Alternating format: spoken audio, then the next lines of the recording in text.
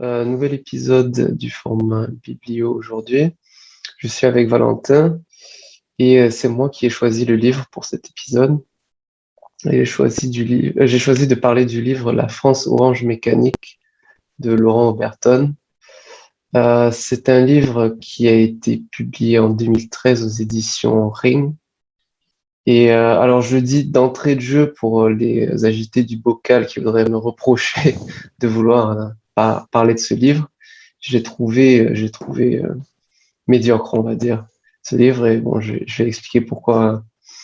En fait, j'ai choisi de commencer en parlant d'une émission de télé dans laquelle l'auteur Oberton est passé après la sortie de son livre. Puisque en fait, c'est un peu le premier contact que j'ai eu avec ce livre-là, ou plutôt le premier contact un peu détaillé, après avoir pris connaissance de l'existence de ce livre-là. L'émission de télé On n'est pas couché de Laurent Ruquier, Oberton avait été invité. Et avant de me décider à lire ou non ce livre, moi, c'est pas au moment de l'émission, hein, mais plusieurs années par la suite, j'avais trouvé ça sur YouTube, une, une vidéo de son passage. Et en fait, le passage d'Oberton dans cette émission m'a plutôt donné envie de lire son livre. Et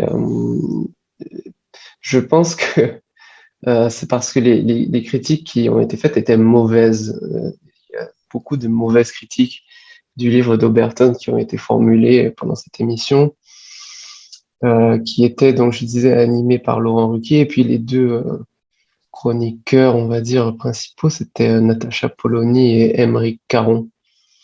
Alors, la plupart des critiques sont pas terribles, en fait, qui formulent à ce livre. Notamment, Laurent Ruquier, on trouve certains mérites à ce livre, mais finalement, il dit que il n'arrive pas à se prononcer sur ce livre parce qu'il ne connaît pas Oberton, il ne sait pas qui il est, il ne connaît pas sa biographie, il ne sait pas d'où il vient, ni quels sont ses positionnements politiques. Donc, en fait, euh, pour Ruquier, c'est un problème pour juger du livre, puisqu'il manque de contexte. Euh, bon, Aymeric Caron, lui, sans grande surprise, va jusqu'à parler de livres odieux, racistes, etc. C'est des accusations frontales. Et puis, Natacha Polony, elle, dit des choses qui sont pas inintéressantes, mais il y a un moment qui m'avait vraiment choqué, en fait, dans cette émission, c'est que elle dit à Oberton, à l'auteur, qu'il se base sur des faits, sur les faits. C'est ce que Oberton prétend, et elle a plutôt tendance à lui reconnaître ça. Et, mais elle lui reproche, euh, elle dit que les faits seuls, les faits bruts n'existent pas, et ils prennent seulement leur sens à l'aune de valeurs. Bon, alors, voilà, mais ça m'avait vraiment choqué, quoi, comme affirmation comme ça venant d'une journaliste, bon, même sans avoir tellement d'attentes très élevées de la part enfin, à propos de nos journalistes, que quelqu'un puisse dire quelque chose comme ça aussi frontalement, m'avait choqué. Donc en fait, un peu comme pour Ruquier, pour elle, ce qui manque, c'est plus qu'une discussion des faits, etc. Il faut savoir que le livre d'Oberton, j'aurais dû le dire au début, parle de criminalité en fait, et affirme que la criminalité en France a énormément cru pendant, on va dire, les dernières décennies, a connu une croissance tout à fait spectaculaire. Et Oberton déjà affirme qu'il y a eu cette croissance énorme, et puis se plaint qu'il y aurait une sorte de silence généralisé vis-à-vis de ça. Et quelque chose qui m'avait justement aussi décidé à lire ce livre, c'est qu'au moment où Polony dit que lui se base uniquement sur les faits et elle s'apprête à lui faire ce reproche sur le fait en fait, d'après elle, il ne fonde pas son analyse aussi dans des valeurs morales. Oberton, en fait, tente d'anticiper ce qu'elle va dire, mais se gourre complètement. Il pense qu'elle va lui dire qu'il faut appuyer les faits, enfin, il faut renforcer les faits avec des statistiques. Puisque je pense qu'il comprend par fait, si tu veux, un fait divers ou quelques faits divers, vraiment des crimes particulièrement spectaculaires. Mais, et donc, il anticipe le fait qu'on va lui dire, OK, mais ça, c'est un ou deux exemples, mais il faut établir des tendances à l'échelle statistique, ce qu'il a plus ou moins essayé de faire dans son livre. Bon, ça m'a vraiment donné l'impression que on peut avoir espoir qu'il ait vraiment quand même une certaine rigueur et un vrai souci d'approcher ces phénomènes-là, qui sont des phénomènes de grande échelle, avec les seuls outils qui font sens, c'est les outils statistiques. Et bon, comme je disais, j'ai été déçu, quoi. Je mentionne aussi les autres invités de l'émission télé. Tu seras pas surpris, c'était des acteurs, des musiciens, etc.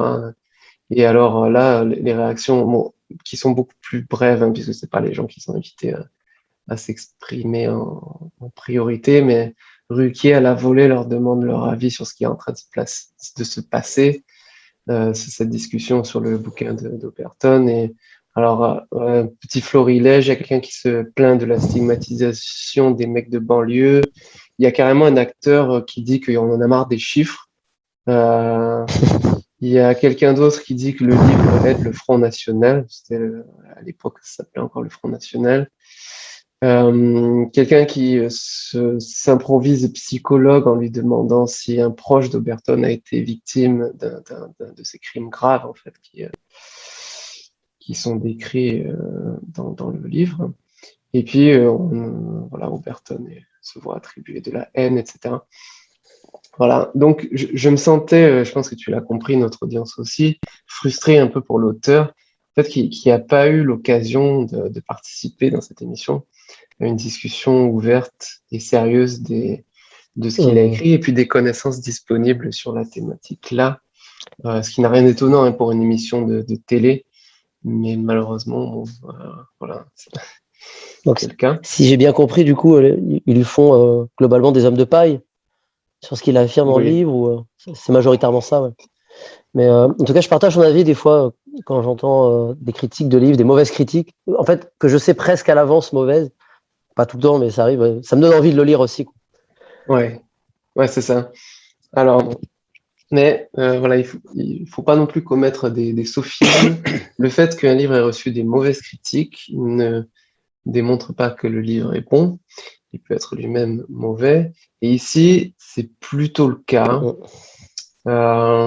J'ai ouvert ce livre en ayant quand même une grosse attente au niveau vraiment encore une fois, du traitement factuel et statistique de ces questions-là, puisque Berton donnait l'impression d'avoir un grand souci pour ça. En fait, sur ce point-là, j'ai trouvé le livre relativement faible. C'est une analyse qui est pas très costaude. Il y a beaucoup en fait, il y a beaucoup de coups de gueule, il y a beaucoup de complaintes, il y a beaucoup de sarcasme, il y a beaucoup d'accumulation de faits divers. Il y a quelques moments où il esquisse on va dire des démonstrations hein, plus, plus étayées statistiquement, mais ça reste la plupart du temps ah, très incomplet, en fait, très sommaire. Et, le gros, en fait, le gros coup de poing qu'il essaie de mettre un peu d'entrée de jeu, presque, au lectorat, c'est en fait cette courbe sur pardon, cette courbe sur l'évolution des faits constatés. Donc faits ici en temps délit et crime au cours des années.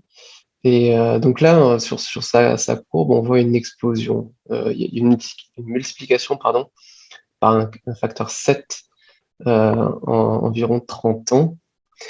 Et, mais il donne déjà pas tellement sa source. Les sources sont aussi souvent manquantes. Parfois, il donne des noms simplement. Parfois, il donne pas du tout les sources. Parfois, il donne une source complète, il faut reconnaître. Mais voilà, c'est très inégal, c'est en général quand même insuffisant. Euh, La il- thèse il- qu'il donne, en fait, c'est l'idée que les crimes augmentent, c'est ça? ouais, ouais, La thèse et générale, fortement. Et fortement. depuis quelques décennies. Donc, il y a beaucoup plus de crimes, beaucoup plus d'agressions, de vols, de viols. Euh, voilà. Et il a date de Euh, quand, à peu près, cette augmentation, d'après lui? ouais, bah, tu vois, là, le livre était sorti en 2013 et il note une forte augmentation depuis une trentaine d'années. Mm. Donc, disons, depuis au moins le début des années 80 et peut-être même un peu avant, si je me rappelle bien. Disons que c'est une courbe qui vient de donner, qui recoupe et compare pas du tout. Euh, il y a globalement, voilà, c'est faible, quoi. Il se base sur une source qui n'appréhende pas de manière très profonde ou très détaillée. Qu'est-ce qu'elle dit, la source, Donc, en substance? Tu saurais te bah, rappeler? c'est ça, quoi. C'est une multiplication par 7 des faits constatés en une trentaine d'années. Euh, D'accord. et bon, il y a quelques autres sources, hein, attention, mais ça, c'est un peu ce qui est vraiment le gros, la grosse claque qu'il souhaite mettre à son lectorat euh, au début du livre. Je pense que c'est difficile quand même de prendre ça comme argent comptant, une multiplication par 7 en 30 ans. Euh, quand j'ai lu, je pense que c'est difficile en particulier parce que j'ai lu par ailleurs Steven Pinker, Enlightenment Mm. Now. J'ai aussi entendu parler de son bouquin The Better Angels of Our Nature, qui notait une forte diminution de la violence à travers l'histoire humaine. Évidemment, c'est pas du tout monotone, mais en tendance, dans l'ensemble, ça diminue. Euh, et Pinker, dans Enlightenment Now, il donnait aussi des courbes pour un certain nombre de pays très riches à l'échelle du monde, comme la France, où les taux de criminalité avaient plutôt tendance à diminuer lors des Mm. dernières décennies. Euh, je note en passant que les mêmes qui sont tombés sur Oberton et l'ont taxé de fascisme pour avoir dit que la violence augmente, sont tombés sur Pinker et l'ont taxé de néolibéral droitard pour dire que la violence diminue et que il lui prête l'idée que tout va bien dans le meilleur des mondes, etc. Oui. C'est assez cocasse. Même si, bon, en allant, attention, comme d'habitude, c'est marrant de noter ces contradictions frappantes, mais en allant dans le détail, je pense qu'ils auraient, ils auraient des choses un peu plus fines à dire, ces gens-là, mais je pense que le bouquin est fragile sur ce qui prétend être son assise factuelle, puisque Oberton et les éditeurs Ring ont, enfin, ils se donnent le rôle de lanceur d'alerte Mm. qui dit la vérité au public que tout le monde voudrait cacher par bien-pensance, par angélisme, etc. Et je, moi, je suis tout à fait, enfin, en fait, dans une, dans une certaine mesure, je pense aussi que une bonne partie du monde médiatique et intellectuel a certains angles morts. Euh, Il y a il y a des idées qui peuvent, qui seront enfin, qui pourront pas être examinées sérieusement, il y a beaucoup de gens qui vont paniquer à la simple formulation de ces idées-là. Euh, donc on doit, même à mon avis, rejoindre dans une certaine mesure l'idée qu'il y aurait des angles morts dans les médias disons, les plus connus. Mais encore une fois, le travail qui a été fait, il n'est pas suffisant pour vraiment trancher dans le vif. Et après lecture, toi, tu considères que la démonstration, d'après ce que j'ai compris, elle est faible, mais Ouais. est-ce que tu prends acte du fait que les violences augmentent? Qu'est-ce que tu penses de ça, en fait, des faits ou de la théorie qu'il étaye, en fait, ou les faits qu'il étaye Mhm. grâce à sa théorie? Toi, comment tu vois la chose? Mais je suis pas encore sûr. J'ai fait des recherches. En fait, c'est très difficile de mesurer tout ça. C'est des choses qui sont difficiles à mesurer. Bon, les homicides sont un peu une exception quand même parce que c'est quand même plus facile à mesurer. Et là, même Overton reconnaît il y a même peut-être une diminution, même si encore une fois, bon, c'est pas quelque chose sur lequel il insiste. Ça va pas dans son sens. Mais sur tout ce qui est agression ou violence sexuelle, etc., en fait, c'est des choses qui sont très difficiles à mesurer. Parce qu'il y a des statistiques qui sont compilées, on va dire, par la police, des statistiques de plainte. Après, il y a les enquêtes de victimisation qui trouvent beaucoup plus de victimes en général, puisque tout le monde ne porte pas plainte. Et puis, en particulier, on connaît bien que pour les viols, il y a peu de victimes qui portent plainte, d'après ce que je sais. Et donc, en fait, c'est difficile de s'y retrouver. Euh, ouais, pour l'évolution vraiment brute des taux de criminalité, je reste encore indécis. Je sais pas si tu as Ouais. des informations là-dessus. Je note aussi je sais que bon, c'est quelqu'un dont le nom ne va pas paraître comme celui d'une source fiable ces temps-ci, mais Laurent Mukieli, il y a un certain nombre Oui, oui, qui est d'années, sociologue ouais, spécialiste de la criminalité, si je crois bien, voilà, d'ailleurs. ouais, ouais, À ouais, la base, hein, c'est ça. Hein. ouais. Ouais. Il y a un certain nombre d'années, travaillait aussi sur ces sujets et euh, concluait, enfin disait conclure que la criminalité a plutôt baissé récemment. Bon, je sais En pas fait, à ça me quel semble point je me difficile fierais à ce qu'il dit, mais dis-moi. parce qu'en fait, ce qui me semble difficile dans la discussion qu'on a, c'est de caractériser même le fait que les meurtres et les crimes augmentent en général. Ça me rappelle Hmm. comment l'affirmation de Fontenelle qui était de dire avant de trouver une cause, examinons le fait s'il existe réellement. Voilà, ouais, Parce mais que c'est ça. donc c'est vrai que si son livre se veut coup de poing, mais que finalement il est même pas décisif dans Ouais. l'affirmation que ce fait existe, ça me semble difficile ensuite d'apporter une théorie. Alors après, je serais curieux de Ouais. savoir justement ce qu'il dit dans son livre comme explication à ça, Hmm. pour voir justement Ouais. ce qu'il en trouve à dire, quoi. Ouais, ouais. Ben, c'est une bonne question. Je pense que c'est peut-être un bon moment pour passer à ça, pardon. Parce que voilà, je pense que j'ai dit clairement voilà, que bon, la thèse d'augmentation de la violence de la criminalité me paraît mal étayée par ce livre. C'est un travail qui reste très incomplet, à mon avis. Euh, Ceci dit, effectivement, il y a aussi, Oberton prétend expliquer cette augmentation. Il prétend dans une certaine mesure sur ce qu'il faudrait faire pour que ça s'arrête. Euh, je, il y a un truc que je note quand même. Enfin, il y a plein de trucs à noter, mais je vais le noter maintenant. Euh, les journalistes, enfin Ruquier et Caron encore plus, se sont agacés puisque en fait, bon, ils soupçonnent un peu qu'Oberton serait d'extrême droite, mais d'après eux, Oberton le cache. En tout cas, il Ouais. ne s'en réclame pas explicitement. Euh, Moi, je pense qu'en fait, c'est assez transparent dans ce qu'il dit par moment. Euh, Enfin, il y a plein de tirades sur le laxisme judiciaire. Bon, même si effectivement ce qu'il évoque, enfin, c'est pas ce qu'il évoque, c'est qu'il décrit parfois est choquant comme ça euh, euh, sur les peines non effectuées, etc.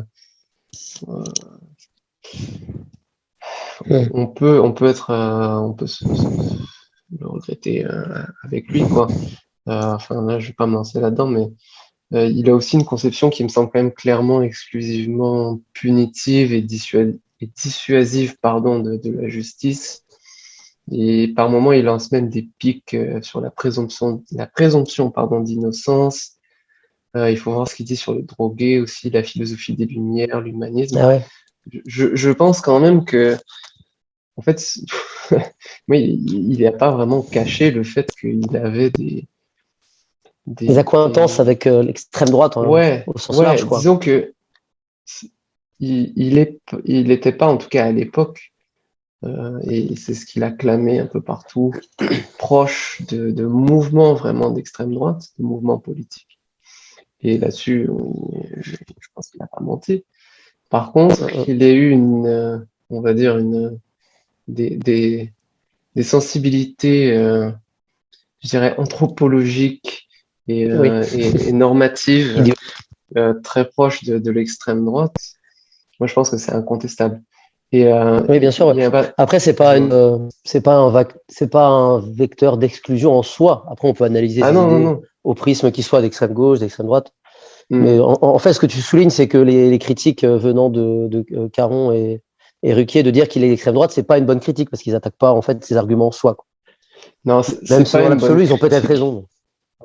Ouais, ouais, ouais. Ils ont raison, mais à mon avis, ils ont tort dans le sens où il n'a pas si bien caché que ça. Mais en fait, ils se sont, à mon D'accord, avis, tellement attachés à, tu vois, analyser son appartenance politique en termes peut-être de mouvement et de d'accord. parti que, ils ont raté. Enfin, pourtant, c'est difficile, à Hum, mon avis, mais ils ont raté. Ils n'ont pas très bien lu le livre-là parce qu'ils auraient vu ce que je suis en hum. train de dire là. Bon. Et il y a aussi un autre passage, et ça m'étonne qu'il ne l'ait pas relevé.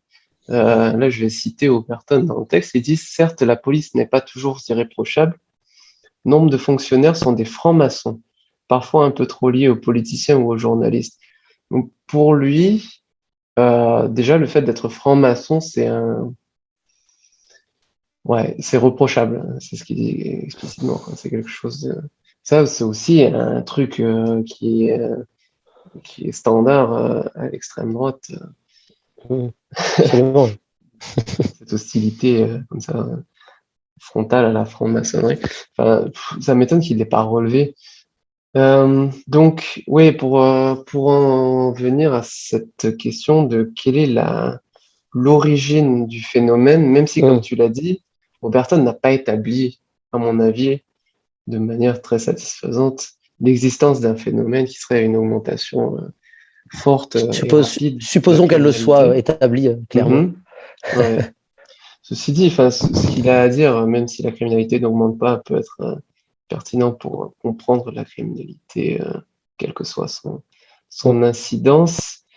Quand j'avais encore quelques espoirs au début de ma lecture du livre, j'avais été surpris en bien de voir que Oberton, en fait, citait la psychologie évolutionnaire pour tenter d'ébaucher des explications à la criminalité. Il cite même le nom de Richard Dawkins, comme ça en D'accord. passant, hein.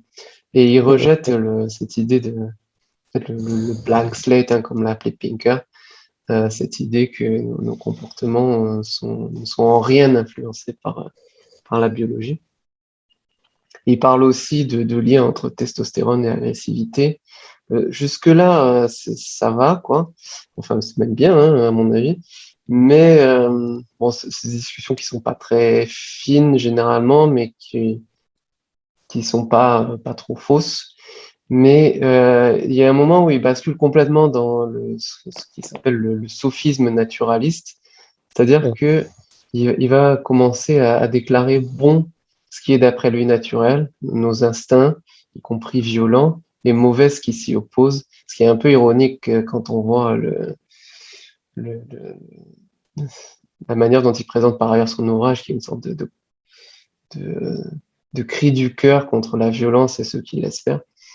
Hum. Euh, Il y a une forme Bon, de il faut tout. paradoxe. Il défend d'un côté, il dit que il ne devrait pas y avoir de violence, mais que il subsume nos instincts comme étant quelque chose de bien Mhm, par-delà tout doute, parce que c'est naturel. J'avoue qu'il y a c'est un ouais. paradoxe. Bon. On peut Ouais, difficilement éluder. ouais. Alors, lui, il faut quand même reconnaître, même si à mon avis, c'est pas convaincant, mais je mentionne euh, qu'il est conscient de ce paradoxe-là, je pense, puisqu'il propose quand même une distinction qui va permettre de clarifier ça. Oberton distingue la violence sociale et la violence antisociale. Alors, ce qu'il appelle violence antisociale, c'est celle de ce qu'il appelle, je sais plus s'il utilise ce terme-là. Bon, c'est un terme un peu qui peut choquer. Donc, je ne me rappelle plus s'il est de lui, donc je l'utilise, mais Mhm. voilà, prenez-le avec des pincettes.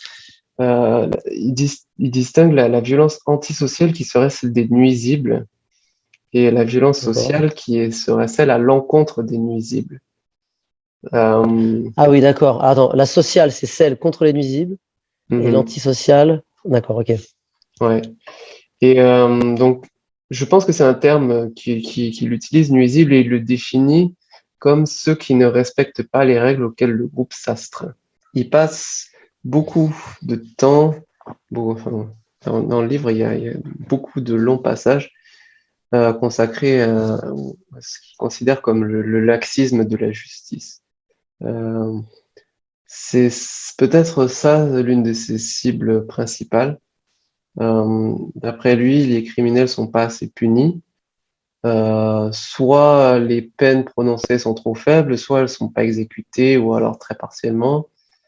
Il regrette la disparition de la perpétuité réelle, incompressible.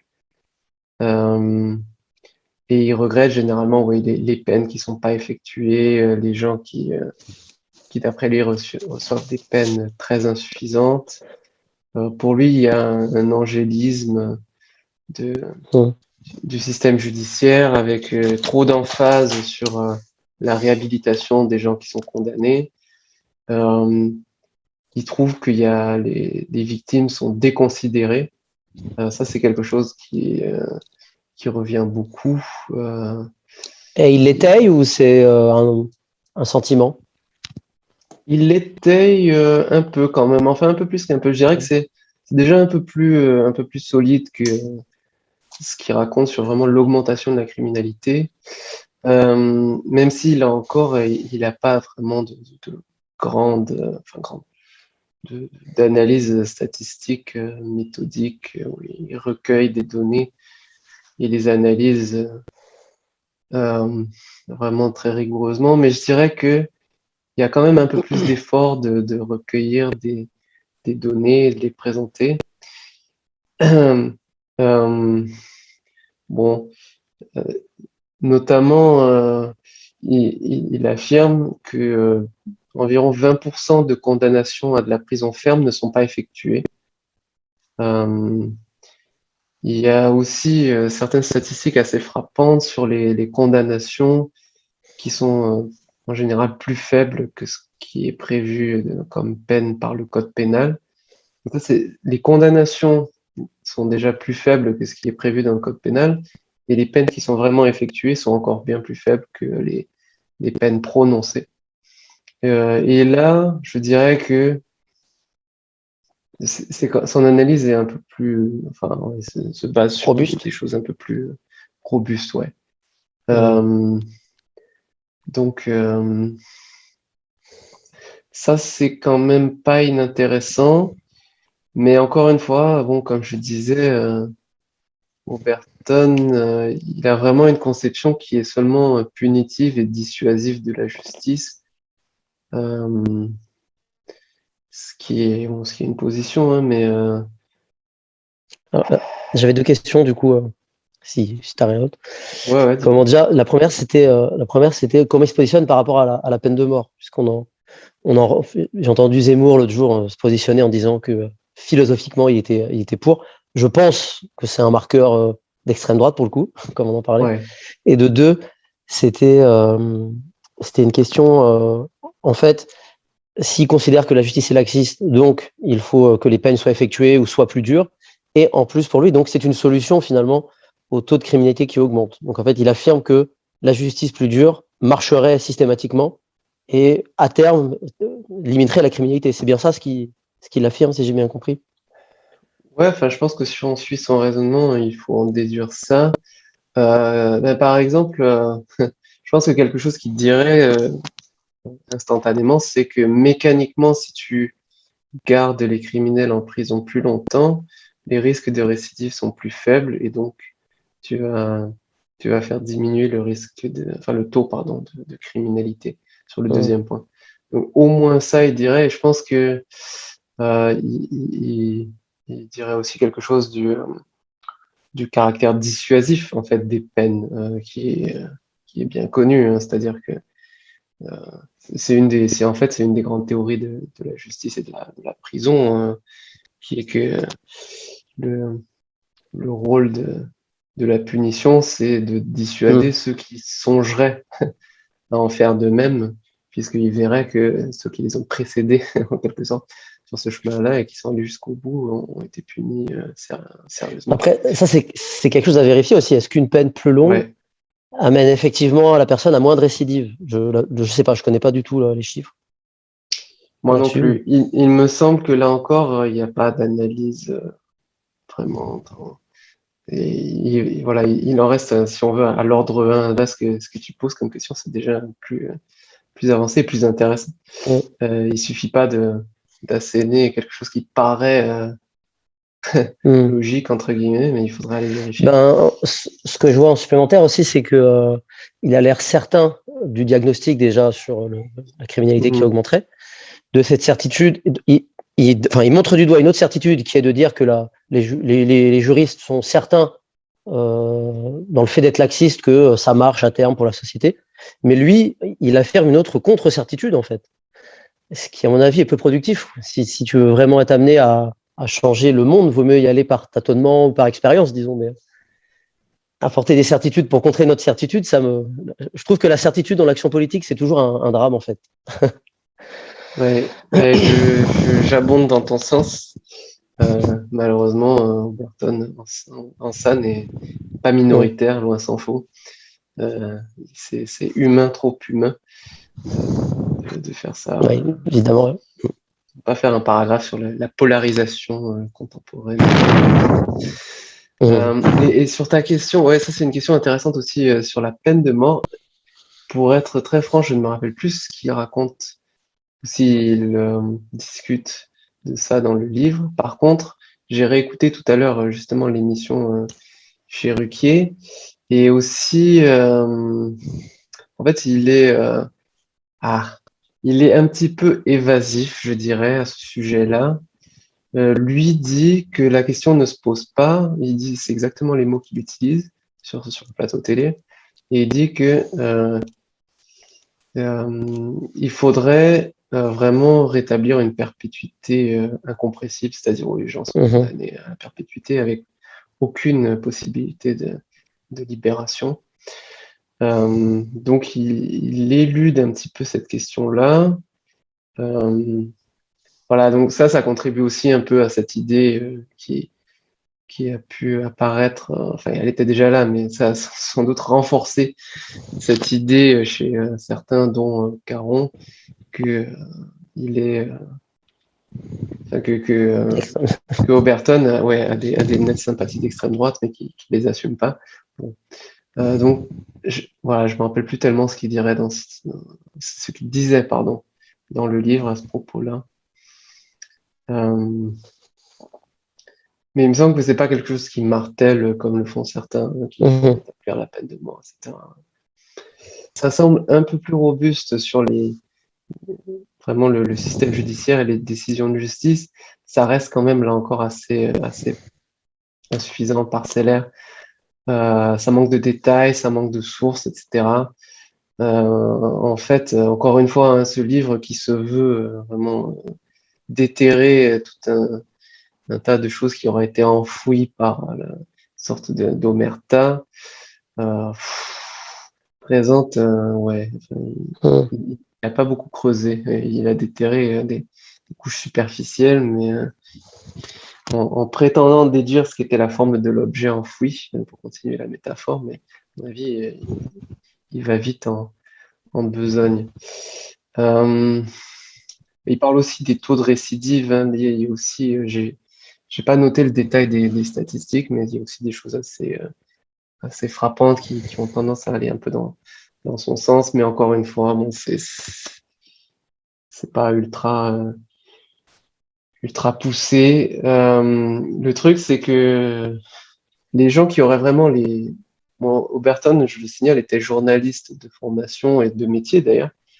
Il exerçait dans la presse locale euh, du côté de Besançon, je crois, en tout cas dans ce coin-là. Dans ce coin-là. Je sais pas à quel point il aurait eu les outils entre guillemets méthodologiques pour développer des analyses plus poussées de ça.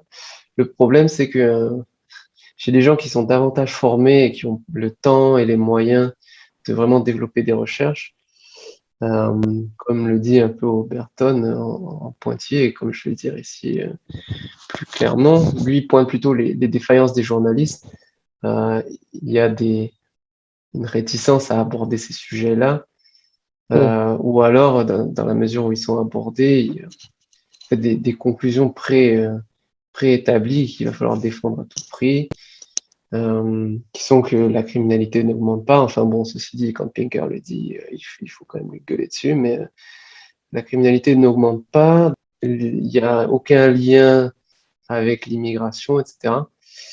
Ça, c'est quelque chose sur lequel on va revenir d'ailleurs. Mais voilà, enfin,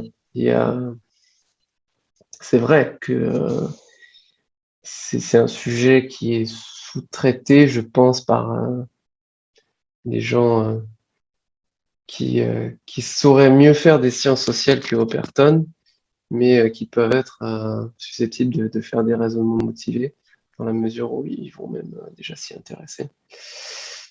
Je suis toujours un peu déçu enfin, ça m'étonne pas que tu le sois. Je suis un peu déçu des discours, enfin des livres de journalistes, tu sais, des contre-discours. On nous vend tout le temps ça, donc moi je vous vends l'inverse. Je trouve que généralement, ça me paraît attirant à première vue, mais quand je les lis, en fait, je suis toujours déçu après coup. Je trouve qu'ils généralement ils tombent dans les mêmes travers. Et en fait, j'ai jamais trouvé mieux que des livres de science ou de philosophie assez pointus pour apporter la nuance. Du coup, ça m'étonne pas ce que tu me dis sur le livre. Ouais. Et, tu sais, je pense qu'il y aura des gens même si je dis que ce livre est assez médiocre, des gens qui iront jusqu'à me reprocher d'avoir pu envisager à un moment qu'il ait pu être pertinent, puisque c'est Oberton, c'est Ring, etc. Donc, ouais, mais oui, je suis assez d'accord avec toi. Après, il faut juger sur pièce. Hein. Là-dessus, on est d'accord aussi. Hein. Complètement. Ouais. Alors, pour aller un peu pour continuer dans le sens d'une gradation qui est légèrement favorable à Oberton, pour continuer d'aller vers des sujets sur lesquels il est un peu plus costaud, il y a quand même une thèse qui est celle qui en fait a le plus dérangé dans ce livre-là, une thèse qui par moment, pendant le gros de la lecture n'est qu'implicite, mais qui devient explicite vers la fin du livre, c'est qu'il y a un lien non seulement de corrélation, mais même de cause entre l'immigration ou une certaine immigration vers la France et puis on va dire le taux de population issue d'immigration et puis la criminalité ou certaines formes de criminalité plutôt violentes, plutôt agression, notamment en groupe, les vols aussi et les agressions sexuelles, les crimes sexuels. Donc là, Oberton quand même essaye avec davantage de succès, à mon avis, de bétonner cette thèse-là. C'est quoi? C'est dans un chapitre? C'est comment en fait? Il y a un chapitre volet judiciaire, volet immigration, comment il le présente? Je sais plus exactement, mais ce que je peux te dire, c'est qu'il y a 10 chapitres dans le livre, qui d'ailleurs sont numérotés dans le sens inverse, c'est un compte à rebours. C'est encore une idée un peu géniale de Ring, tu sais, pour donner l'idée qu'il y a une sorte d'urgence avant l'explosion, je sais pas trop quoi. Enfin, Ou avant la guerre euh, civile, ouais, d'accord. ouais, peut-être. Enfin, c'est assez du côté vraiment génération d'affect. Je trouve ça assez bien joué. Mais ouais, je sais plus exactement. C'est vers la fin, ça je me rappelle. Je sais plus si c'est un seul chapitre sur les 10 qui est consacré à ça ou plusieurs. En tout cas, ils discutent de ça dans un certain détail. Et il faut savoir que Oberton n'est pas du tout le seul en fait à avoir quand même noté ça. Il y a des gens mieux formés que lui à l'analyse des données sociologiques qui ont également noté ça. Et puis il y a même des statistiques qui sont publiquement disponibles. Notamment, il y a quelques années, il y avait des statistiques assez édifiantes qui étaient sorties en Allemagne à ce sujet-là sur les suspects en fait dans les affaires criminelles qui étaient rangés par nationalité. Et donc, tu avais des nationalités qui étaient surreprésentées de manière assez spectaculaire, en particulier des populations originaires d'Afrique du Nord et du Proche-Orient, euh, et aussi d'Europe de l'Est. Et aujourd'hui, donc, je faisais aussi quelques recherches avant notre discussion. Je suis aussi tombé sur des statistiques d'organismes publics en France qui donnent une population. Alors, je sais plus, parce que là encore, il y a des distinctions qu'il faut toujours faire et qui compliquent les analyses. C'est que sur les territoires, disons, des pays d'Europe, disons plutôt d'Europe de l'Ouest, il y a un certain nombre d'étrangers. Et puis, il y a aussi des gens qui ont la nationalité, mais disons, soit dont les parents ou les grands-parents n'avaient pas la nationalité, qui sont venus justement souvent de pays comme ceux-là, Afrique du Nord, Moyen-Orient, Asie du Sud aussi, dans le cas du Royaume-Uni en particulier. Donc, les statistiques par nationalité ne donnent pas l'ensemble du tableau, puisqu'il y a aussi des ressortissants, par exemple français, qui sont issus de l'immigration récente. En particulier, donc là encore, c'est pas des gens qui sont jugés, condamnés, mais c'est des mis en cause dans des affaires criminelles. Donc c'est au cours des enquêtes. Donc il y aurait 7% de la population vivant en France qui serait de nationalité étrangère, d'après ces statistiques-là. C'est pas Oberton, hein, c'est un organisme public français. 7% de la population vivant en France est étrangère et elle est 21% des suspects dans les affaires criminelles sont de nationalité étrangère. Et spécifiquement des gens qui viennent de pays d'Afrique, qui sont 3% dans la population qui vit en France, d'après ces statistiques-là, pardon. Et 3%, mais 17% chez les gens qui sont suspects dans des affaires criminelles. Donc il y a une forte surreprésentation qu'on retrouve, comme je disais, aussi en Allemagne, etc. Ça, c'est des trucs assez courants. Après, Et Oberton utilise ces chiffres-là en question? il utilise ce genre de chiffres-là. Il me semble qu'il a aussi des chiffres sur l'origine des gens, puisque comme je disais, il y a aussi des gens qui sont français, mais dont les parents ou grands-parents sont issus de l'immigration. Donc, il affirme, mais encore une fois, bon, c'est pas une affirmation gratuite, hein, il construit une argumentation pour dire que les gens qui sont issus de l'immigration de certains endroits, en particulier Afrique du Nord, et aussi Europe de l'Est, enfin certains pays comme la Roumanie par exemple, ou certains pays issus peut-être de l'éclatement de la Yougoslavie, ou l'Albanie qui n'en est pas issue mais qui est pas loin, sont surreprésentés. Il voit aussi, Oberton, une surreprésentation des musulmans dans les gens qui ont été condamnés, qui sont en prison. Ça, c'était aussi des choses dont on avait pas mal entendu parler dans les médias il y a quelques années. Musulmans, y compris convertis d'ailleurs. En fait, ils se déclarent musulmans, quoi. Ouais. Oui, Oui, c'est par déclaration. par déclaration. Il s'appuie aussi sur les travaux du sociologue Sébastien Rocher. Donc, c'est pas seulement des choses que Oberton affirme, entre guillemets, seul dans son Mhm. coin, loin s'en faut. Et quelque chose sur lequel il insiste beaucoup, puisque ça encore, hein, c'est un phénomène. Bon, déjà affirmer ça, c'est quelque chose qui, bien que raisonnablement, voire très bien étayé, c'est des conclusions qui vont être disputées fortement par un certain nombre de gens. Mais même Mhm. dans la mesure où on peut arriver à convaincre les gens que ces tendances existent, c'est intéressant d'essayer d'expliquer pourquoi, même si c'est pas facile. Bah oui. Parce à mon Euh, sens, c'est pas tant le fait, les descriptions qui sont importants aussi, c'est les causes, entre guillemets, quoi. hum, Les raisons pour lesquelles c'est comme ça. Et j'avoue que ça ouais, doit se tirer dans les pattes, là. hum. Et bon, alors là, je pense qu'Oberton a tendance à pas avoir conscience vraiment de toute la complexité qui peut exister dans ces questions-là. Ceci dit, il essaie quand même de faire la part des choses. Il sait qu'il y a des tendances euh, chez certains praticiens des sciences sociales à essayer de tout expliquer par, disons, les inégalités économiques. Mhm. Euh, D'ailleurs, en fait, puisqu'on a parlé de,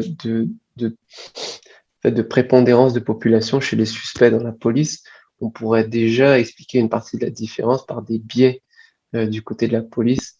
Euh, la police pourrait avoir plus tendance à rechercher des suspects étrangers ou d'origine étrangère. D'ailleurs, ce serait même pas spécialement choquant quand on connaît les statistiques des orientations politiques dans la police. Je pense que ça Mhm. peut être un facteur parmi d'autres.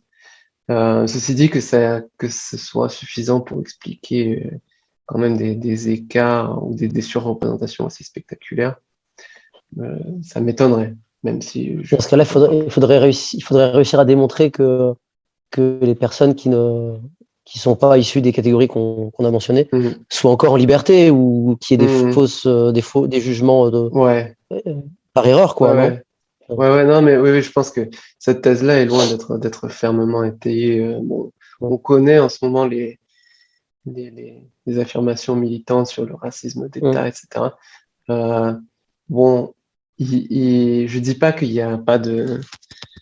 Encore une fois, justement, je disais le contraire, hein. Il y a une minute que, connaissant les distributions des orientations politiques dans la police, je pense qu'il doit y avoir Mhm. certains biais sur l'idée que peuvent avoir certains Ou policiers. là où il faut chercher, ou ouais. Ouais, mais que ça explique comme ça des surreprésentations aussi fortes. Ça m'étonnerait, d'autant plus qu'il faudrait à ce moment-là admettre, si on regarde les statistiques en Allemagne, il faudrait en conclure que les policiers sont très racistes contre les Algériens ou d'autres nationalités de ce coin-là, mais adorent les Chinois ou les Vietnamiens. Les Que valent les nationalités-là, en fait, sont études, très sous-représentées dans les suspects. d'accord. Mais alors, que valent les études sur les orientations politiques de la police ou des gendarmes? Ah oui, alors, J'ai cru lire ça deux, trois fois, mais j'ai jamais questionné la solidité de ça. hmm, là, euh, je n'ai pas creusé extrêmement la question, mais je suis pas allé jusqu'aux études pour être franc, mais j'ai eu vent de certains sondages dans la police Hmm. à propos des partis ou des candidats pour lesquels les policiers votent. Et donc par rapport au reste de la population, les partis candidats dits d'extrême droite sont nettement plus plébiscités dans la police. Hmm. Et Voilà. puis après, ouais, si cela s'avérait vrai, il faudrait aussi déterminer du coup les causes, encore une fois, Mhm. pour lesquelles est-ce qu'ils rentrent dans la police parce que ces personnes-là ont tendance à être d'extrême droite et qui considèrent à tort ou à travers qu'aller vers la police, ça va être quelque chose de favorable pour eux, ou alors c'est des personnes qui changent Mhm. au contact des coupables ou des choses comme ça. Donc, Hmm. Je suis certain que c'est les deux, mais je peux pas te dire les proportions. C'est un peu comme, je dresse un parallèle avec les gens qui se lancent dans les sciences sociales, n'est-ce pas, dont je parle souvent à l'échelle collective, il y a des biais aussi euh, avec certaines hypothèses tabous, certaines questions qu'il faut pas trop étudier. Et à mon avis, là encore, il y a les deux, c'est-à-dire des gens qui ont un profil psychologique, enfin d'un certain type, qui vont plus avoir tendance à s'intéresser à Puis il y en ça. a peut-être Et d'autres aussi, hein. Il y en a peut-être il y a d'autres qu'on aussi n'a pas à notre connaissance et que Mm, tant qu'on ne mm, fait pas de recherche là-dessus, ça complètement. restera caché. Ouais, complètement. Mm, C'est des questions intéressantes, voilà. cela dit. Ouais, non, mais c'est ça. Mais C'est le problème, dommage c'est de que, s'interdire de les penser parce que ouais, ouais. Et le problème, c'est que comme beaucoup de gens soit s'interdisent entre guillemets d'y réfléchir, autrement dit, en fait, ils n'acceptent que des conclusions prédéterminées, soit un peu comme Oberton, se prétendent les, les, les, les pourfendeurs de, de la sagesse reçue, mais en réponse, on a on fait des la même choses à chose. dire un peu trop simplistes. Du coup, c'est quand même difficile de trouver des choses de qualité. Euh, et en fait, c'est des questions complexes et difficiles, mais j'ai l'impression que ça n'a pas beaucoup avancé en plusieurs décennies parce que il y a tellement de crispations, ces sujets sont tellement chargés, et puis tout le monde veut toujours s'en emparer pour marquer des points politiques, que en fait c'est difficile de trouver des travaux de bonne qualité. Euh, bon, même s'il y a des choses qui, encore une fois, sont quand même complètement, complètement bien établies. Enfin, vraiment, la surreprésentation d'un certain nombre de nationalités étrangères chez les criminels, celle-là c'est très solide. Donc, C'est solide. après, il y a la question des causes. Et comme je disais, bon, il y a souvent cette idée que c'est les, les difficultés économiques ou les inégalités économiques qui expliquent ces différences-là. Euh, bon, on peut difficilement contester quand même que c'est un facteur, sans doute relativement important. Ceci dit, encore une fois, il faut faire attention et pas confondre corrélation avec cause, puisque évidemment les sociologues entre guillemets bourdieusiens seront très contents de noter que la pauvreté et la criminalité sont corrélées et ils ont tendance, en général, ils prennent aucune pincette et ils vont juste se dire donc la pauvreté c'est la cause du crime, ou en tout cas une cause majeure du crime. Un problème avec ça, c'est que en fait, c'est faire ça, ça revient à négliger des variables confondantes. Enfin, je ne sais pas si c'est la bonne traduction en français, mais des variables de confusion. Euh, Par exemple, les variables génétiques,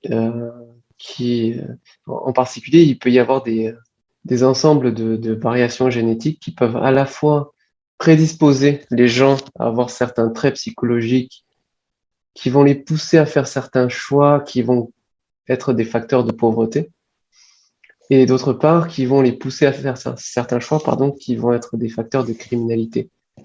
Euh, donc, il peut y avoir des phénomènes comme ça, selon lesquels pauvreté et criminalité sont toutes les deux, entre guillemets, des conséquences d'une même cause, plutôt que d'avoir l'une qui est cause, l'autre qui est conséquence.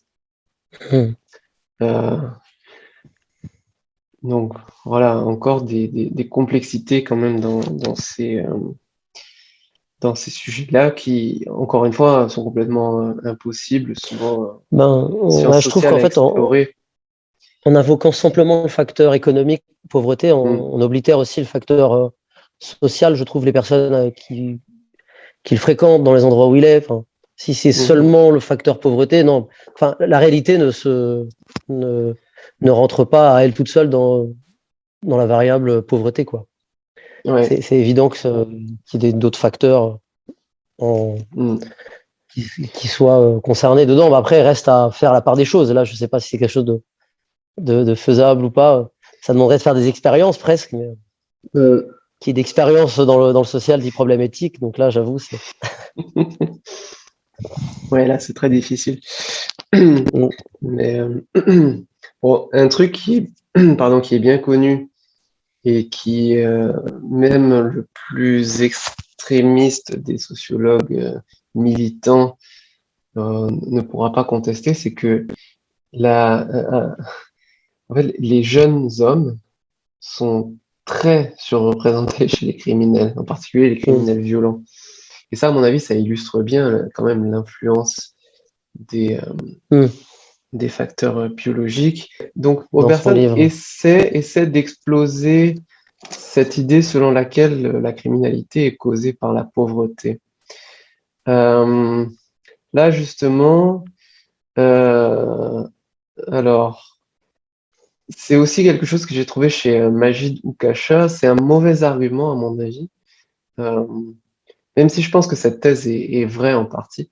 Je pense que un des mauvais arguments qu'il apporte au moulin, enfin pour défendre cette thèse-là, c'est qu'il note que parmi les départements les plus pauvres de France, Cantal, la Creuse, etc., ce sont des départements très ruraux, il y a des taux de criminalité dans ces endroits-là beaucoup plus faibles qu'en Seine-Saint-Denis, par exemple, qui est un peu l'exemple incontournable.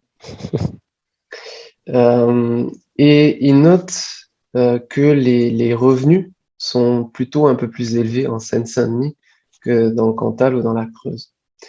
Donc pour lui, ça met sérieusement à mal cette idée que Mhm. la pauvreté est la cause de la criminalité, ou en tout cas vraiment la cause principale. Donc même si je pense comme Oberton que la pauvreté ne suffit pas à expliquer la criminalité, loin s'en faut, cet argument ne me paraît pas très bon parce que tout simplement en fait avec le vraiment le même niveau de revenu, on n'a pas le même niveau de vie en Seine-Saint-Denis que Bah, c'est ça, quoi. dans le J'allais te Cantal ou dans demander la si c'était Creuse. j'allais te demander si c'était absolu ou relatif. Non. Ils font pas ce travail vraiment de normaliser par Mm. rapport au coût de la vie. Donc ça, c'est quand même très préjudiciable quand on se retrouve avec ouais, à mon avis, Là, ça ça vaut devient plus rien, quoi. difficile de trancher, quoi. Eh ouais. Pour le même, la même somme d'argent, disons pour le même montant du loyer, t'as pas du tout le même niveau de vie. Exactement. Ouais. Puis je sais pas, on peut gagner 1 700 € en Île-de-France. On peut être un peu à la dèche entre guillemets. Et puis en Bretagne, on serait pas du tout à la dèche. Donc c'est vrai que c'est pas vraiment comparable. Bon, donc c'est pas un bon argument. Euh, bon, et donc je prétends pas encore une fois que ça remet en cause l'ensemble de sa démonstration. Euh, il y a aussi les fameux facteurs entre guillemets culturels qui ont aussi fait couler beaucoup d'encre à l'époque. Les travaux de Hugues Lagrange que je connais très mal en fait par ailleurs, je dois reconnaître, mais qui affirment que les différences culturelles, c'est comme ça qu'ils les appellent, entre différentes populations disons, de différentes origines, mais qui vivent en France, contribuent en fait aux différentes trajectoires et résultats. Euh, et c'est quelque chose qui avait aussi donné lieu à une levée de boucliers à l'époque. Euh, voilà. Ben, est-ce que tu avais d'autres, je sais pas, d'autres réflexions jusqu'ici? Non. Je me Non. suis posé les questions. Ouais, d'accord. Je ressentais le besoin. Voilà. Ouais, ouais. Donc, je répète hein, ce qu'on a déjà dit, mais c'est quand même des sujets intéressants. Mais le problème, c'est que, ouais, enfin, un problème majeur, c'est que il y a tellement de gens qui veulent tellement s'en emparer ou alors s'en détourner à la limite et interdire à d'autres de regarder sérieusement tout ça, que c'est difficile en fait de vraiment de bien comprendre une thématique aussi complexe, ne serait-ce que parce que, comme je dis souvent, pour bien réfléchir, c'est mieux d'être à plusieurs sur ces questions-là. Mais quand la majorité des personnes à qui tu pourrais poser des questions ont aucune envie de se pencher ou alors vont se complaire en simplisme, c'est Mhm. difficile de progresser. Comme je disais, c'est pas intégralement mauvais hein, son livre, Mhm. mais c'est plutôt décevant quand on a certaines attentes, ce qu'on me reprochera encore sans doute. Mais, euh, Oui. mais voilà, Oberton me donnait l'impression d'avoir un certain souci de la De rigueur. rigueur. Mais voilà, c'est une rigueur, enfin, disons, un intérêt relativement, à mon avis, superficiel euh, pour les chiffres. C'est plutôt un pamphlet, comme il en existe finalement beaucoup, de gens qui ont une Mhm. thèse à défendre, un os à ronger et qui vont s'appuyer ici et là sur certains éléments de fait qui vont dans leur sens, mais sans creuser toute la complexité de la question. Donc ça sort pas du lot. En tout cas pas par la qualité des arguments. Euh, ouais. Donc il y a un truc que moi j'aimerais prolonger en fait dans tout ça, c'est c'est en fait Oberton se plaint beaucoup justement de la clémence, du laxisme des tribunaux qui sont trop gentils d'après lui avec les gens qui sont condamnés pour des crimes en particulier violents. Je note au passage que Oberton n'a aucun recul critique vis-à-vis des drogues. Ce que j'entends par là, c'est que pour lui, la consommation de drogue, c'est quelque chose de vraiment de répréhensible. Donc, il y a même un moment une envolée sarcastique à propos des salles de shoot où il va en quelque sorte mettre le viol sur le même plan que la consommation de drogue. Mhm. Enfin, pas vraiment, mais ce qu'il dit en somme, c'est que comme certaines mairies mettent en place des salles de shoot pour les drogués ou enfin, les gens qui sont dépendants à certaines drogues, pour qu'ils puissent en fait se droguer dans des conditions plus sûres, où ils vont être moins susceptibles d'attraper certaines maladies. Oberton dit, mais pourquoi ne pas distribuer des kits pour violeurs avec préservatifs je sais Ah oui, plus il est ce qu'il infâme là. dit. Ouais. Non, donc, bon, voilà. Donc, la consommation de drogue mise un peu sur le même plan que Mhm. le crime violent, alors que, en fait, la consommation de drogue, en principe, enfin, c'est pas en principe, mais je veux dire, si on regarde ça, à mon avis, de manière factuelle, c'est quelque chose qui ne porte préjudice que à la personne qui en prend, éventuellement, enfin, effectivement, à son entourage, mais les, enfin, quand même, les remarques classiques sur le fait que certaines drogues sont légales et pas d'autres. Et c'est comme ça qu'il y a quand même pas mal de gens qui continuent de s'arc-bouter en considérant que consommer de certaines drogues, c'est une sorte de faute morale grave. Mhm. Euh, Vaste c'est, question. je le note au passage, ça me paraît bon. Mais ce sur quoi je voulais aussi prolonger, en fait, c'est, tu sais, les tribunaux, en fait, se posent en général la question, est-ce que la personne est pénalement responsable ou pas? Est-ce qu'elle est responsable de ses actes? Est-ce qu'elle est consciente de ses actes ou est-ce qu'elle est malade mentale ou pas? Est-ce qu'elle est saine d'esprit au contraire? Euh, et en fait, les peines sont très dépendantes de la décision qui est prise là-dessus. Mhm. Au passage, souvent avec des consultations de psychologues, euh, qui ont des approches pas du tout scientifiques de la psychologie. Enfin, souvent encore des psychanalystes sont consultés. De temps en temps, j'ai des périodes pendant lesquelles j'écoute pas mal comment ça s'appelle? Non, c'est pas Faites entrer l'accusé. C'est Ondelat raconte le truc à la radio. Christophe Ondelat qui aime bien raconter des histoires entre guillemets d'affaires criminelles. Et souvent les coupables sont attrapés, donc ils parlent du procès. Et puis c'est quand même assez édifiant de voir ce que disent les psychologues qui sont parfois appelés en renfort, parfois c'est des psychanalystes qui sont appelés en renfort comme ça. Donc c'est n'importe quoi forcément. Et puis c'est toujours un spécialiste. Donc il n'y a pas de confrontation de point de vue. Il n'y a pas vraiment finalement de discussion entre collègues. Ça c'est quelque chose qui me paraît vraiment être discutable au plus haut point. Et ce que moi, je tiens à noter, c'est qu'en fait, on est tous sur un spectre, quoi. On est tous sur un spectre, entre guillemets, de maladie mentale, de psychopathologie.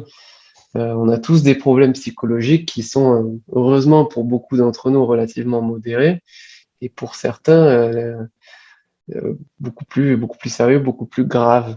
Prétendre comme ça, trancher de manière binaire la question, est-ce qu'une personne ouais, Parce que en fait, il tranche lui.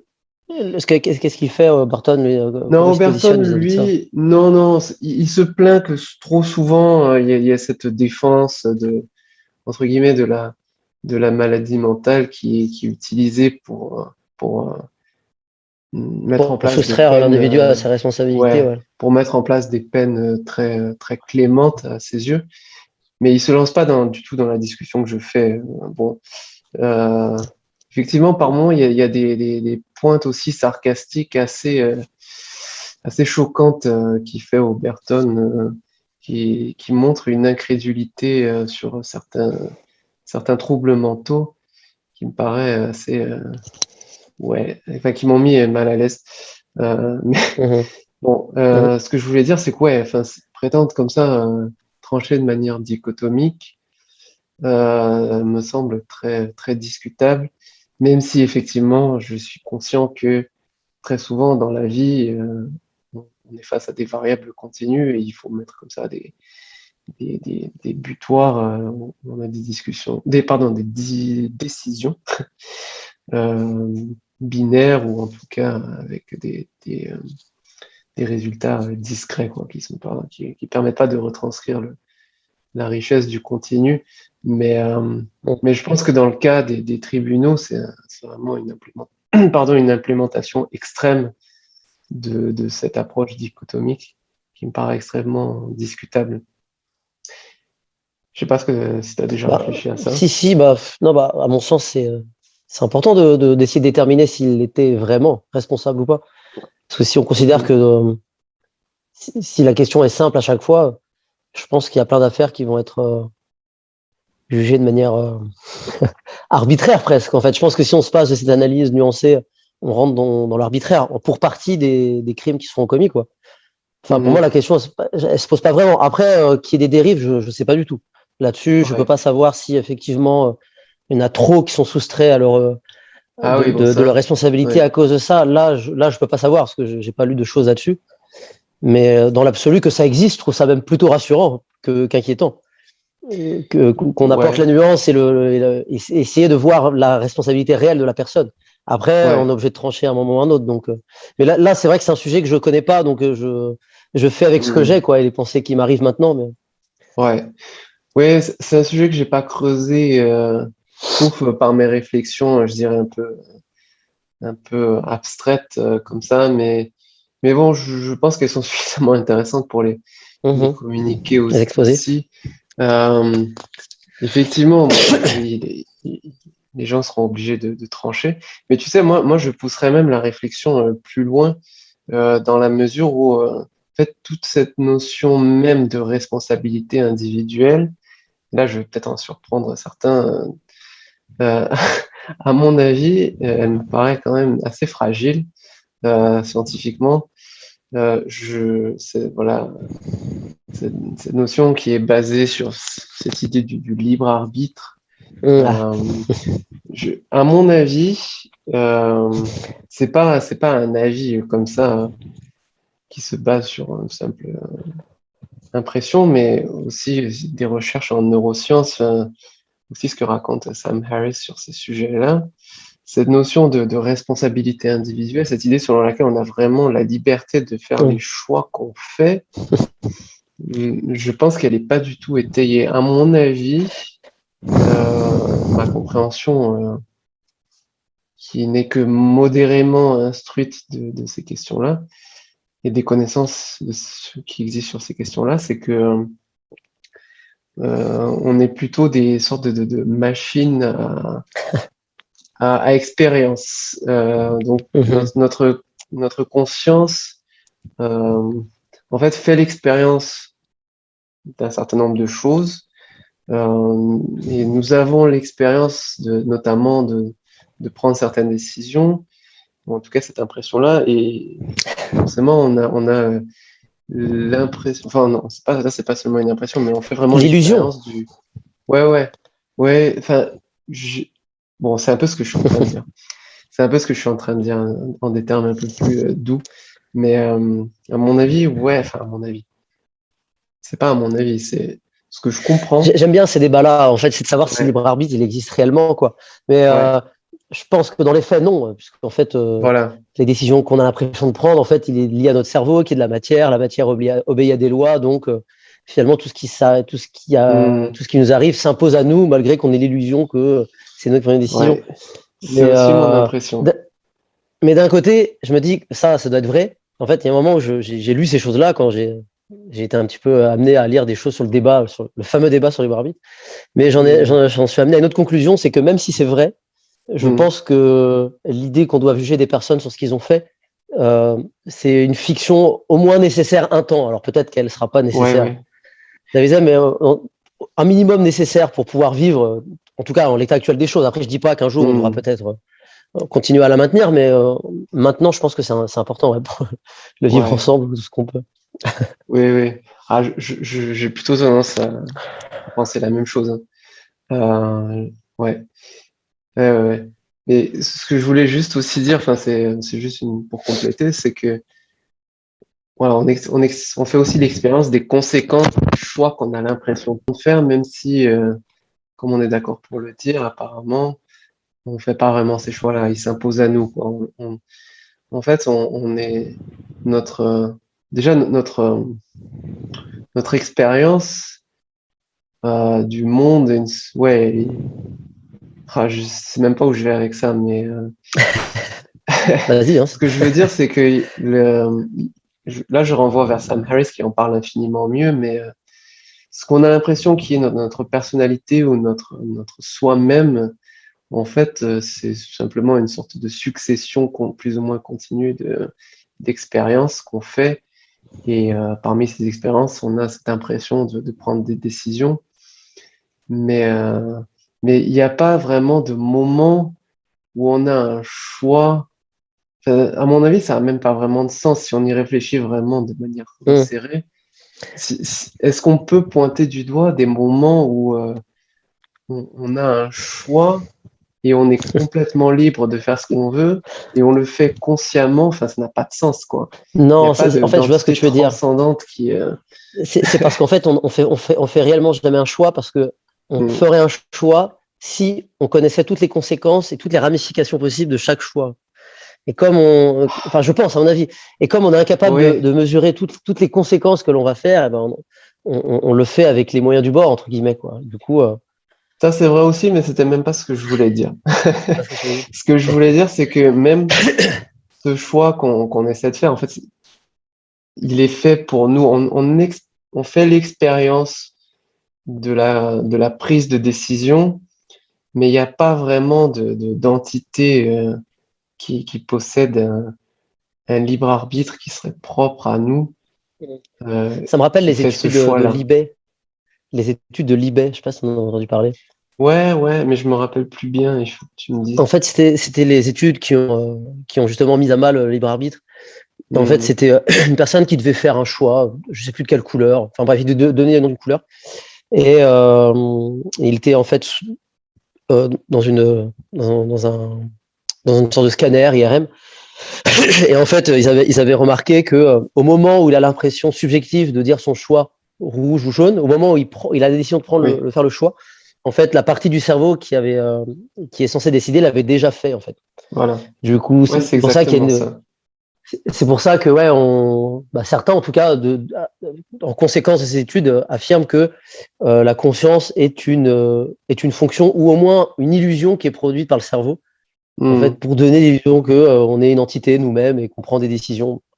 ouais. Alors après, le cerveau aussi, c'est nous aussi, donc il faut pas sortir du corps et dire je prends une décision, mon cerveau le fait pas.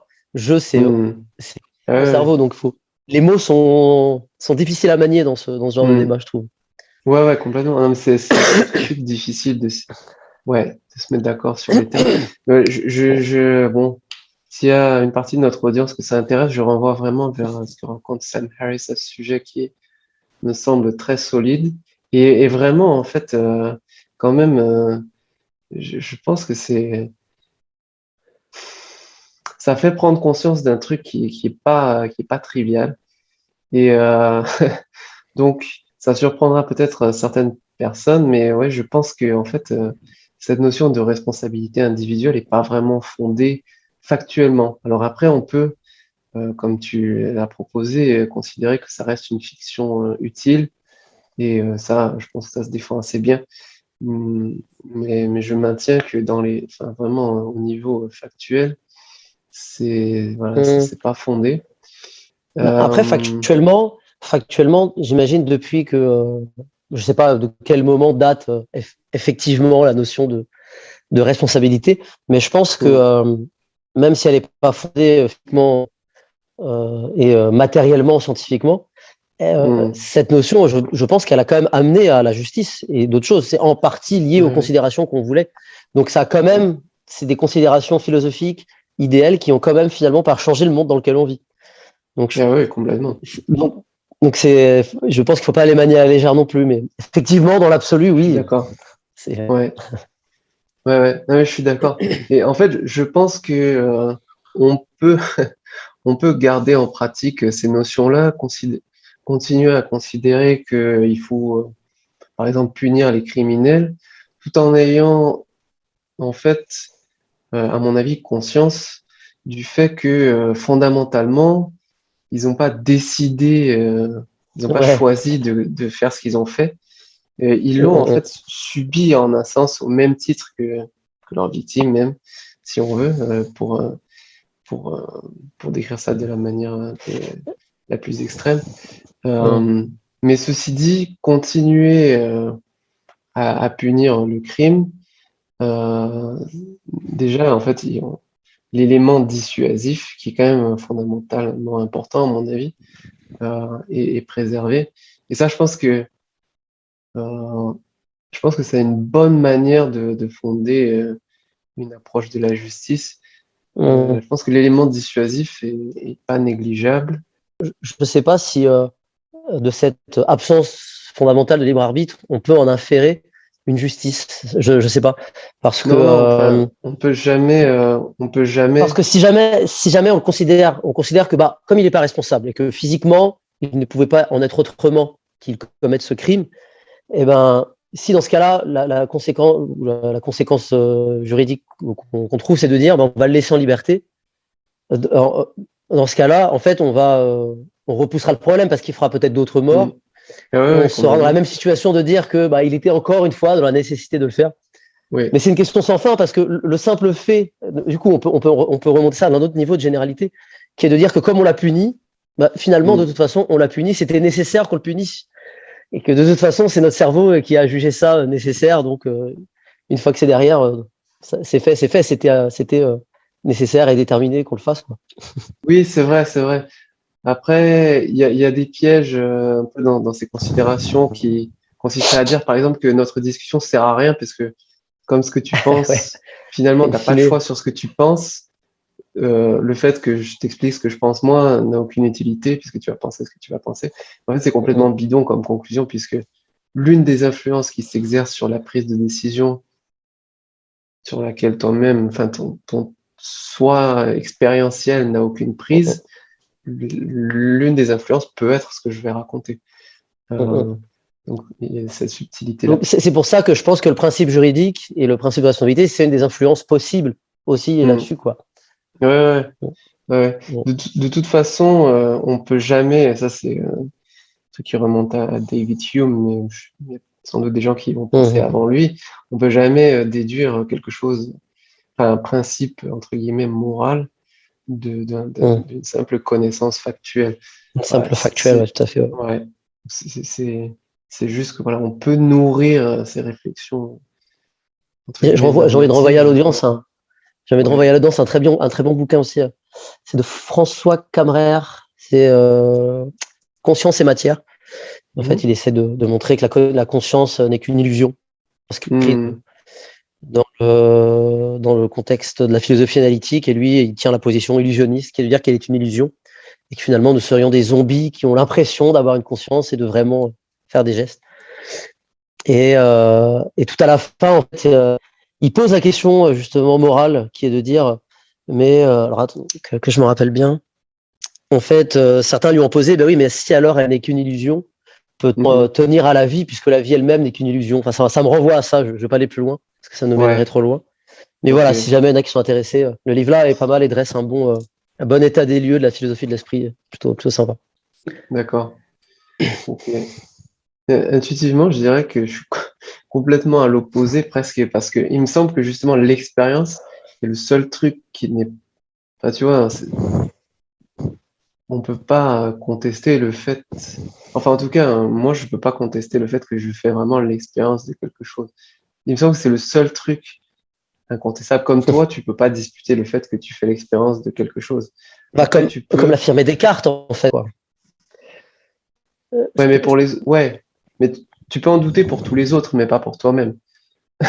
Bah, François Camara, en fait, le questionne. Il dit le simple fait qu'on se pose la question amène que cette proposition-là soit suspicieuse, tu vois. Ok.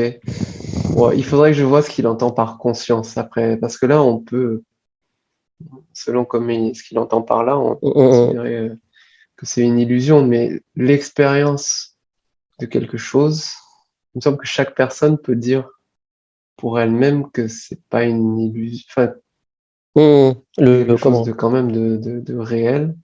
Après, c'est une illusion, oui, dans le sens où c'est quelque chose qui dérive d'un grand nombre de stimuli qui sont alors, j'arrive pas à t'étayer plus que ça parce que je l'ai lu il y a 2 ans et ça m'est sorti beaucoup.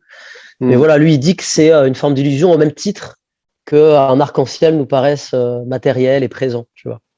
Ouais. Du coup, il dit la conscience une forme d'illusion. Oui, là, on peut. Oui, ça me semble défendable. Voilà. Je pense qu'on peut conclure en disant que Oberton s'attaque à un sujet intéressant, s'y prend assez mal. La plupart des gens qui le critiquent, lui, s'y prennent encore un peu plus mal, souvent. Je pense que il y a des choses intéressantes à dire là-dessus, qu'il y a beaucoup de gens qui, en fait, ont simplement pas envie que certaines conclusions ressortent de l'examen des données et que donc ils vont faire preuve d'un certain obscurantisme. La peur de la vérité, quoi. Ouais. Parce que d'après eux, en fait, il y aurait c'est toujours le même truc, c'est que il y aurait une sorte de corollaires, entre guillemets, moraux qui découleraient directement de certains états de fait, alors qu'en fait, pas du tout, quoi. Exactement, ça c'est vrai. Ouais. Il y en a beaucoup qui, au prétexte qu'il y ait des implications morales, se refusent d'avoir la vérité. Quoi. Ouais. Et tu vois, là, j'ai dit des trucs. J'ai défendu la solidité factuelle de thèses dont beaucoup de personnes perçoivent qu'elles font le jeu de l'extrême droite, qui est par exemple que certaines nationalités sont surreprésentées dans les statistiques de criminalité. Et je suis même allé plus loin. Tu vois, si on considère qu'il y a forcément des conséquences morales à ce que je dis, je suis allé plus loin que la gannerie dans la culture de l'excuse, puisque j'ai dit que carrément qu'il n'y a pas Oui. de fondement factuel à la notion de responsabilité morale. Mais en fait, je prétends pas qu'il y a quelques conséquences, en tout cas directes, morales ou politiques, encore moins à ce que je raconte. C'est plus compliqué et beaucoup plus riche et beaucoup plus intéressant que ça, mais le problème, c'est qu'il y a trop de gens qui se précipitent sur ces sauts entre le domaine des faits et le domaine des valeurs ou des décisions morales, comme Polony, justement. On en revient là. Et du coup, ça nuit beaucoup à la discussion. Ceci dit, il y a aussi un truc marrant là-dedans, c'est que, en fait, la majorité des gens qui parlent de ces sujets-là, quand ils voient, quand ils ont l'impression qu'il y a des conséquences morales ou politiques à tout ça, ont, entre guillemets, raison dans la mesure où la grande majorité des gens vont justement eux-mêmes prêter des conséquences morales à tout ça. Et donc, en fait, tu vois, en fait, je pense qu'on est un peu adapté, sans doute par notre histoire évolutive, à tout de suite aller, à moraliser tout. Chercher, ouais. Mais c'est vrai que la distinction fait-valeur n'a pas de soi. Non, pas du tout. Parce que c'est vrai que je lis pas mal, bon, on la revoit assez souvent, et puis une fois qu'on l'a intégrée, finalement, elle entre dans notre façon de penser, tu vois, ça a carrément changé ma façon de penser, distinguer fait et valeur. Mais et des fois, quand je l'affirme, quand je l'explique tout simplement à certaines personnes, et ben, certaines tombent des nues et trouvent ça évident, mais en fait, ils n'avaient jamais réfléchi à ça avant, quoi. Donc, c'est vrai que faire face à des personnes qui n'en ont pas conscience, à part l'expliquer. Certaines vont le comprendre immédiatement parce qu'en fait, il suffisait de mettre des mots pour qu'ils s'en rendent compte. Mais certains sont plus pernicieux et je pense à certains êtres de gauche qui, eux, refusent ou la remettent quasiment en cause, cette distinction fait-valeur, en affirmant que finalement tout fait est imprégné de valeur et que donc on peut pas tenir le discours là. Et donc en tenant ce discours-là que tu prends pour un fait, finalement tu justifies le capitalisme ou les dominations ou n'importe quelle autre entité, quoi. Ouais, complètement. Et tu sais que y a souvent des gens qui sont très proches des gens que tu viens de décrire vont par ailleurs dire que certaines conclusions d'une certaine partie des sciences sociales sont complètement objectives et complètement que toute velléité à les contester traduit justement une ignorance de l'objectivité des sciences sociales et traduit des motivations politiques néfastes. Souvent, il y a les gens qui vont jongler entre ces deux modes-là.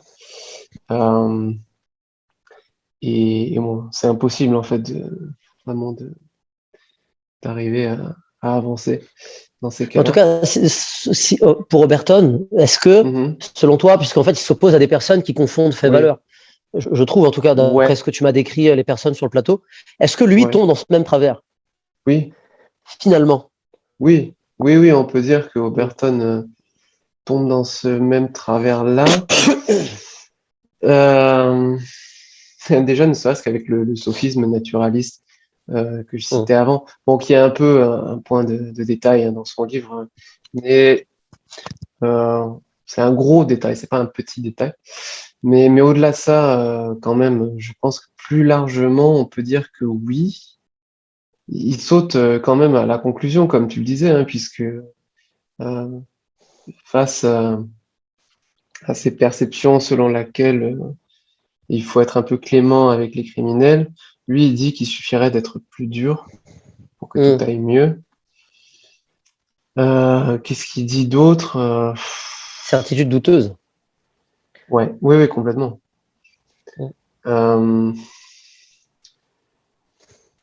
Enfin,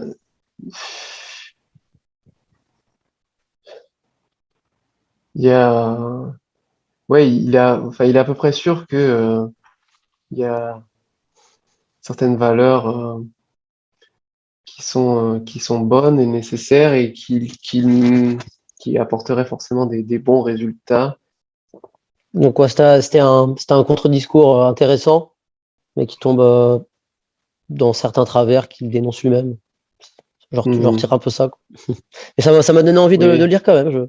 Si j'ai un petit coup d'œil. Ouais, bah écoute. Parce que c'est vrai que les éditions Ring ont été assez critiquées, hein, parce qu'il y a un temps où je suivais pas mal des groupes d'extrême gauche et c'était souvent Ring qui revenait, ils aimaient bien taper sur Ring, en partie à cause de Marceau, si je me rappelle bien, un auteur de bande dessinée là, qui faisait des dessins. Alors je sais pas quoi en penser, je l'ai jamais vraiment lu, j'ai vu des, je sais pas, j'avoue, j'ai pas vu, mais je me rappelle que c'était pour ça. Et donc c'était déjà Oberton à l'époque qui était responsable des éditions.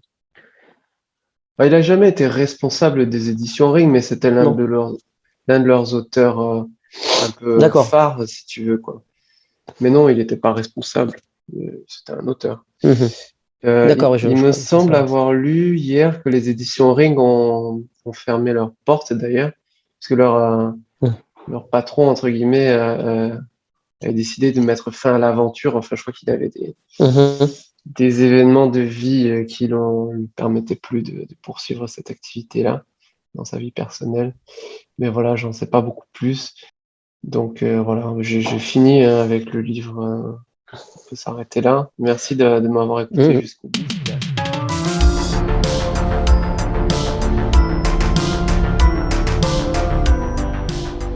Merci d'avoir écouté Liberté Académique. Nous sommes un podcast science, esprit critique et liberté. Nous interviewons des chercheurs, enseignants et auteurs ayant des idées intéressantes et qui défendent la pensée libre, rationnelle et empirique. Nous luttons à notre niveau contre un certain anti-intellectualisme d'une partie de la classe intellectuelle. Nos interviews se font en français ou en anglais. Vous pouvez retrouver tous les épisodes de Liberté Académique sur YouTube et sur SoundCloud, ainsi que sur les principales plateformes de podcasting comme iTunes, Stitcher et plusieurs autres encore. Liberté Académique est également présent sur Twitter @acadfreedom et sur Facebook.